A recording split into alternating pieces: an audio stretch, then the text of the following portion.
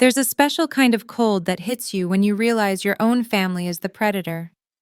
My name is Natalie Bryant. I've always been the responsible one, the invisible daughter living quietly by the river while my sister chased prestige.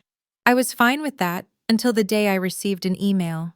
It was a finalized contract for my sister's lavish six-figure wedding. A wedding I wasn't invited to. And right there at the bottom was my name listed as the primary financial contributor. They hadn't just taken my money, they had stolen my name. Join me as I take it all back. Like, share, comment, and subscribe to our channel. We always appreciate the time you spent here with us. The first hint of autumn always hits the river before it reaches the city.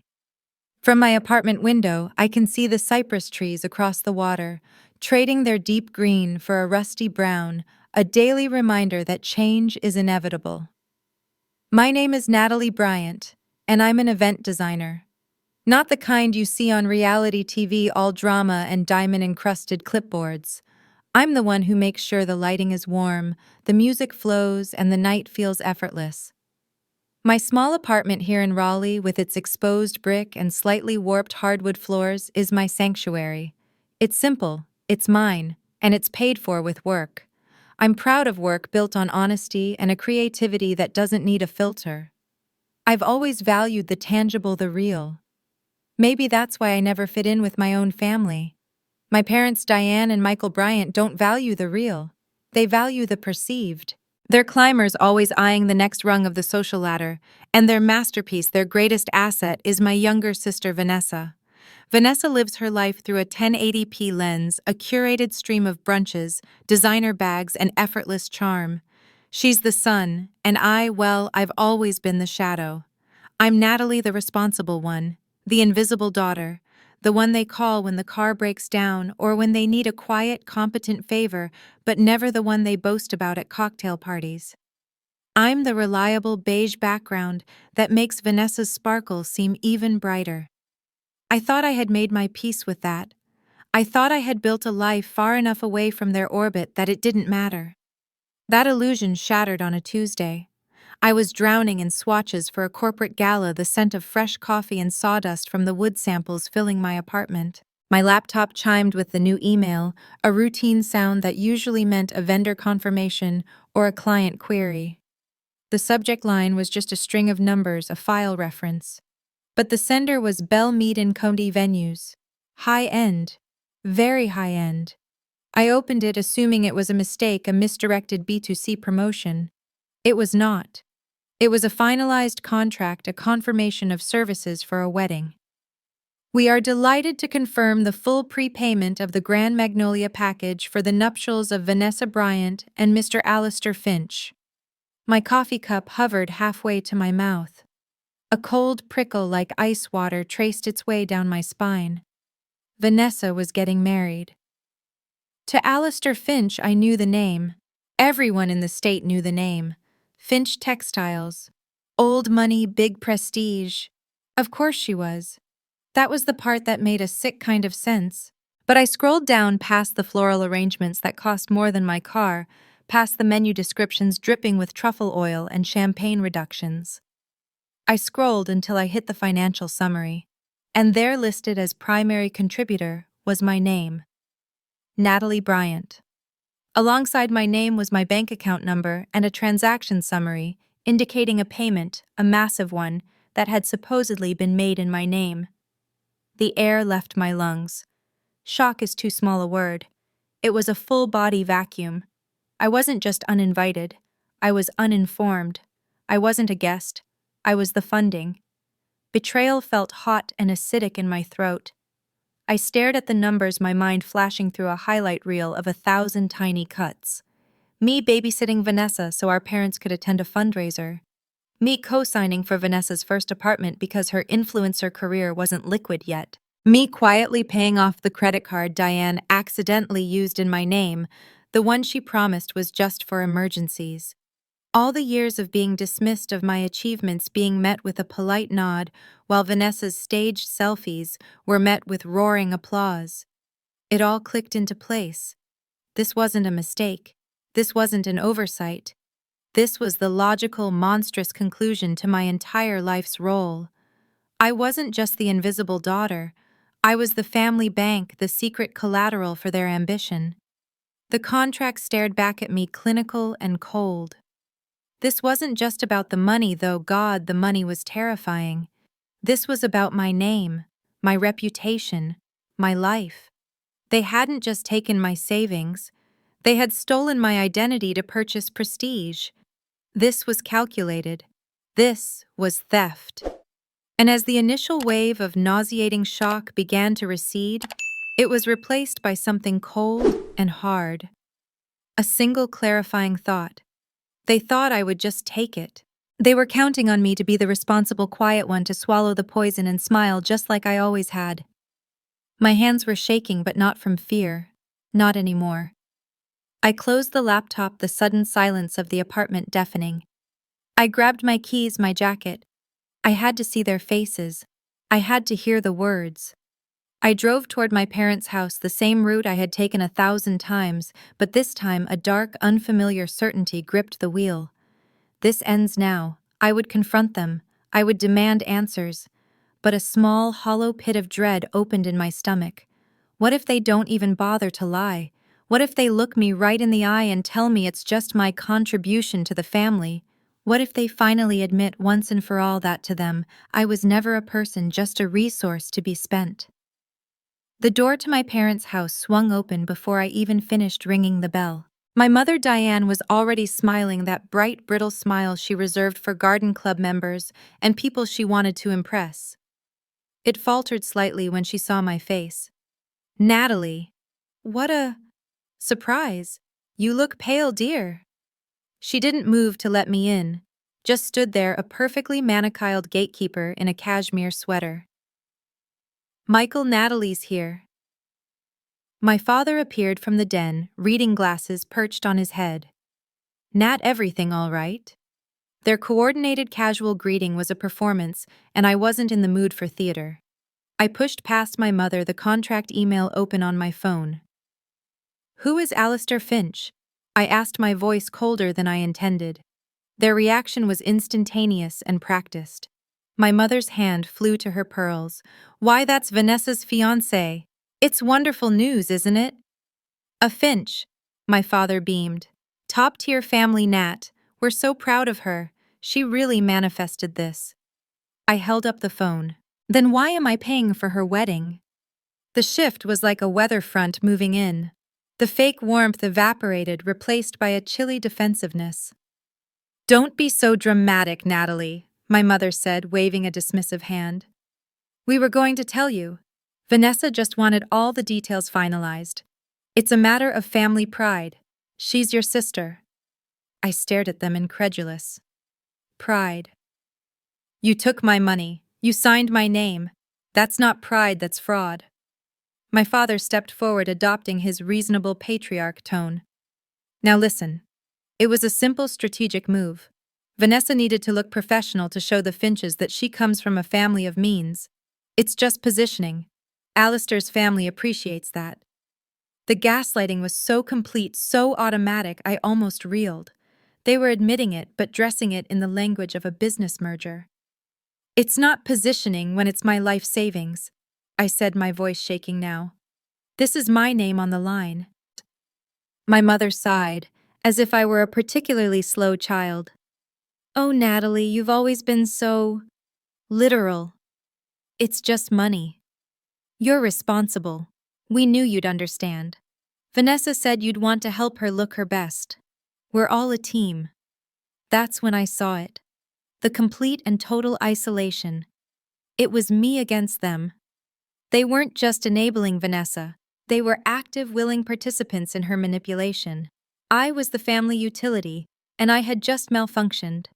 I turned and left without another word, their calls of, "Don't be this way," bouncing off my back. I drove to my apartment in a daze, the anger and self-doubt warring inside me. Was I crazy? Were they right? Was this just what families did? My mind flashed back to when I won my first big design scholarship in college. I was so proud. When I told them, my mother's first response was, "That's nice, dear. Do you think that prize money could help Vanessa cover her car lease? She's just so stressed. I'd given it to her. Every time I had caved, confusing loyalty with self-erasure. But this time was different. This was not a car lease. This was my future. Back in my apartment, the shock subsided, and a cold, analytical focus took its place.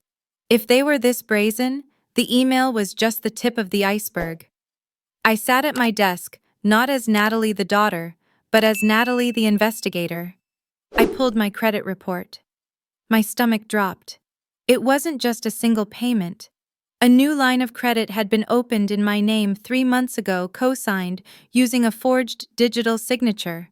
They hadn't just taken my money, they had leveraged my good name, my years of meticulous bill paying to secure a massive loan. I logged into my bank account, my fingers flying. There it was, a linked account I'd never created with automated payments. My automated payments siphoning funds to cover the interest. This was deep. This was premeditated. Vanessa hadn't just used me for cash. She had used me as a financial tool, a silent, responsible partner to fund her fantasy life. She'd used my reputation to build her own. The contract, the loan, the linked accounts. This was a web, and I was holding only one thread. I kept digging, sorting emails, downloading bank statements, highlighting every discrepancy. The wedding was in 2 days. 2 days. If I didn't act, my finances would be destroyed, and my professional reputation, the one I'd built on actual honesty, would be compromised when the checks bounced. And I knew with chilling certainty that when it all came crashing down, they would all turn and point their fingers at me. The responsible, invisible daughter had finally found her use. She was the perfect scapegoat. I stared at the pile of printed evidence on my desk. The anger was gone, replaced by a quiet, resolute calm. I wasn't going to crash the wedding. I wasn't going to scream and cry and make a scene. That's what they expected. That was the dramatic Natalie they wanted to paint me as. No. I was going to dismantle it. Quietly. Legally. I was going to take back my name. But as I picked up the phone to call my bank's fraud department, a question lingered heavy and cold in the pit of my stomach. How far would I have to go to get my life back, and what would be left of my family or myself when I was done? The next 36 hours were a blur of cold, calculated action. I didn't sleep. I didn't cry. I compartmentalized.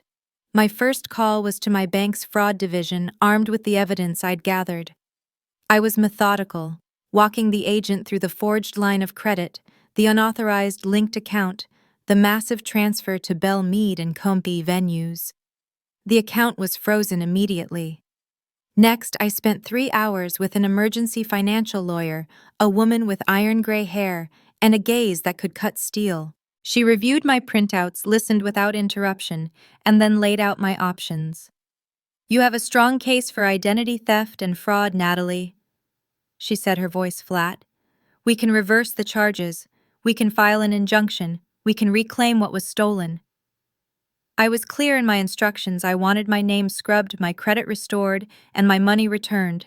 I did not want a public spectacle. I didn't need to confront them. I just needed to undo what they had done. Legally, quietly, and completely. The day of the wedding, the air in my own apartment felt different, lighter. The lawyer had filed the necessary paperwork. The bank had already begun clawing back the fraudulent payments. The venue, Belle Meade, had been officially notified by my legal team that the funds used to secure their services were fraudulent and were being recalled. The contract signed under my stolen name was null and void. I had done nothing but tell the truth and assert my legal rights. The consequences were simply the natural, unavoidable result of my family's own actions. I made coffee. I watered my plants. I sat on my sofa, the sounds of the river drifting through my open window. My phone buzzed. It was a link from a distant cousin, one who was always on the periphery, with a message. "Can't believe you're not here. Don't worry, you can watch the stream." Vanessa Ever, the influencer, was having her grand entrance live streamed for her followers. I clicked the link, not out of malice, but out of a need for closure. The screen flickered to life. The camera was shaky, clearly someone's phone, but the scene was unmistakable. The Grand Magnolia Ballroom dripping with orchids and crystal. Guests in pastel silks and sharp tuxedos milled about sipping champagne. The music, a delicate string quartet, was playing. It looked perfect. Then I saw the event planner, a woman with a sleek black headset, talking rapidly to a man in a chef's coat. Her face was pale, her gestures sharp. The chef looked furious. A murmur was starting near the back. The music faltered, then stopped. A man in a Belle Meade blazer walked briskly to the front, found the planner, and handed her a piece of paper. Her hand flew to her mouth.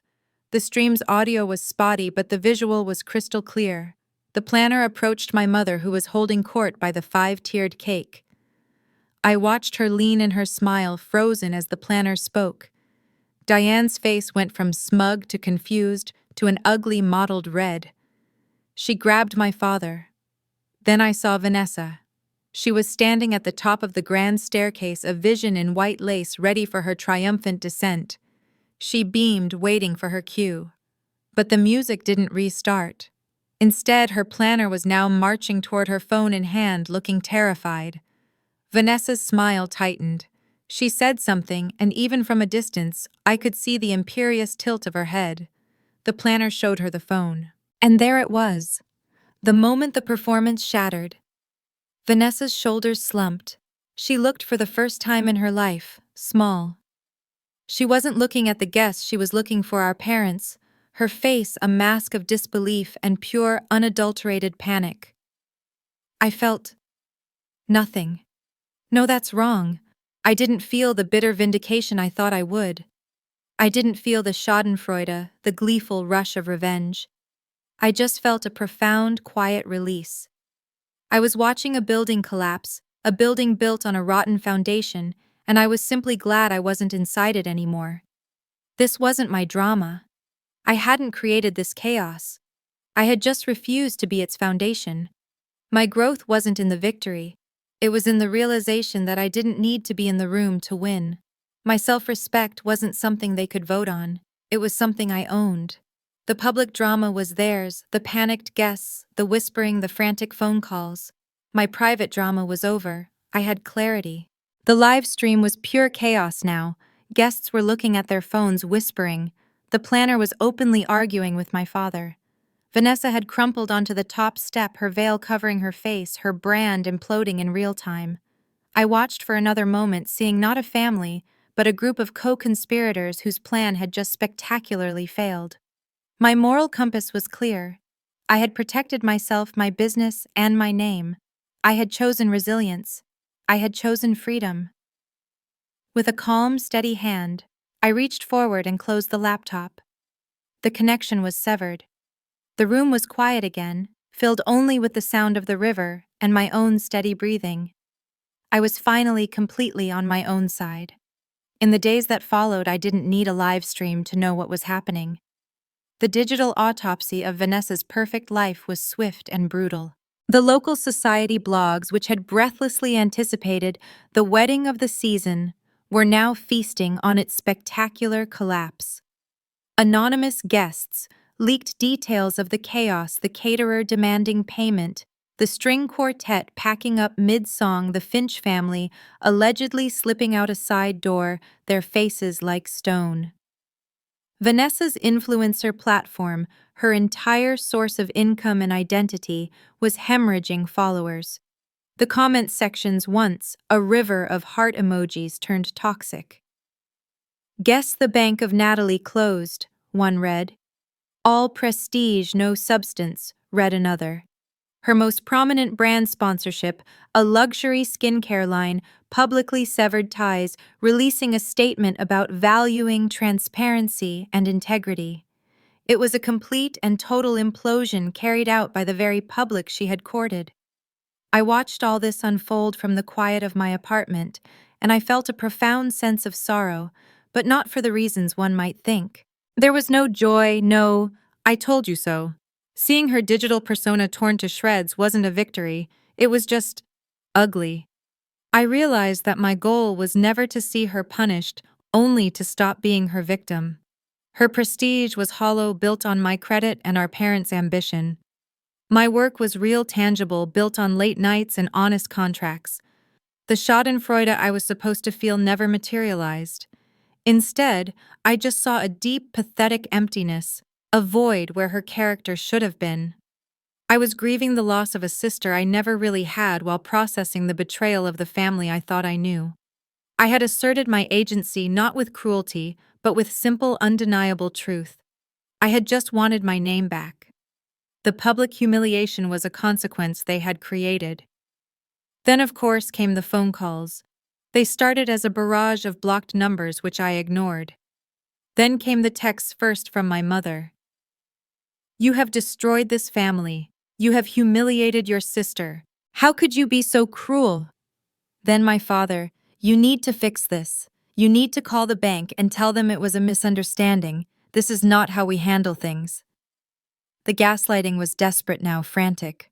They weren't angry that I had been wronged. They were furious that I had stopped the system from working, that the family utility had suddenly declared independence. When I didn't respond, they showed up. I saw them from my window pulling up to my apartment building in my father's sedan, my mother practically vibrating with rage on the sidewalk. I didn't answer the intercom. They buzzed and buzzed, then called. I finally picked up the phone, holding it away from my ear. "Natalie, you let us in this instant," my mother shrieked.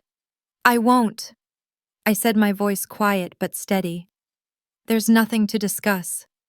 "You have ruined her," she cried. "The Finches are gone. Her sponsors are gone. Everything we worked for." And there it was. What you worked for, I corrected her, was built on my back, without my knowledge. That's called fraud, Mom. What I did was called defense. There was a long, choked silence. For the first time, I think the legal reality of what they had done actually hit them. The anger in her voice was replaced by a thin, reedy panic. "What? What are you going to do?" she whispered. The power dynamic had shattered and reformed in that single moment. They were no longer the ones in control. I hung up. I sat on my floor, the full weight of my independence settling on me.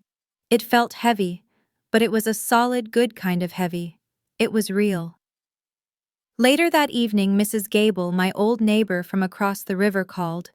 "I saw the news, honey," she said, her voice full of gravel and kindness. "I've been watching your parents fawn over that sister of yours for 20 years while you were the one carrying the groceries in. Some people just get what they deserve. You stand tall." Her words, a simple reinforcement of basic accountability, felt more like family than anything my parents had said in a decade. The week ended with a final single text message from my mother. It came late at night, long after the angry buzzing had stopped. It was just 3 words, stark and foreign. "She won't stop crying." It wasn't an apology. It wasn't an admission. But the blame was gone. The fury was spent. It was just a cold, bleak statement of fact, a white flag of devastation. It was the first honest thing she had said to me in years. It wasn't reconciliation, not even close. But it was the sound of the foundation cracking, the first subtle sign that the reality I had imposed on them was beginning to sink in. It was another month before I saw them. A month of silence, of legal confirmations of my credit report slowly being scrubbed clean. The texts had stopped, the anger had receded, and all that was left was a vast, quiet chasm. The meeting, when it happened, was not at my apartment or their house. I had insisted on a neutral space, a quiet, rain-slicked public park halfway between our two worlds. I sat on a cold, wrought-iron bench, and I watched them approach Michael, Diane, and surprisingly Vanessa. They looked smaller somehow, deflated. All the bright, brittle energy was gone, replaced by the heavy gray of the November sky. Vanessa was the most changed. The perfect filtered sheen was gone. Her hair was pulled back. Her face was pale and makeup-free, and she wouldn't meet my eyes. My mother was the one who spoke, her voice thin, stripped of its usual authority. "Natalie, we wanted to talk." I just waited. I had nothing to say. Nothing to accuse them of that hadn't already been proven. This was their meeting. What you did, my father started fumbling. Well, we understand. It was a misjudgment.